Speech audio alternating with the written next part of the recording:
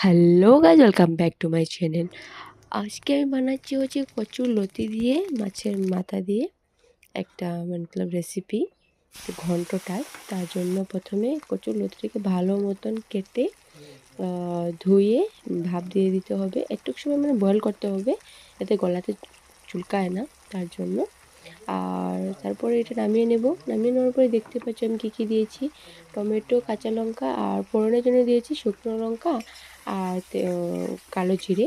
আর মশলার মধ্যে দিয়েছি সিম্পল একদম হলুদ গুঁড়ো, জিরে গুঁড়ো, ধনে গুঁড়ো, তার মধ্যে অ্যাড করেছিলাম গরম মশলা গুঁড়ো আর স্বাদ মতন লবণ দিয়ে ভালো মতো মশলাটা কষিয়ে নিব। কষিয়ে নেওয়ার পরে দিয়ে দিতে হবে কচুর লতিটাকে সব কিছুর সাথে মিক্স করে নিতে হবে। মশলার সাথে মিক্স করে আমি দিয়ে দেব মাছের মাথাটা।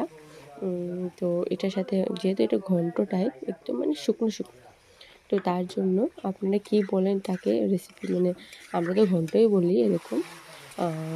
তো দেখতেই পাচ্ছেন সব কিছু মিক্স করে নিয়েছি। আর আমার রেসিপিটা যদি ভালো লাগে প্লিজ আমার চ্যানেলটাকে সাবস্ক্রাইব করবেন। আর রেসিপি ভালো লাগলে অবশ্যই লাইক করবেন, সাবস্ক্রাইব করবেন। আর দেখতেই পাচ্ছি সব কিছু মিক্স করা হয়ে গেছে।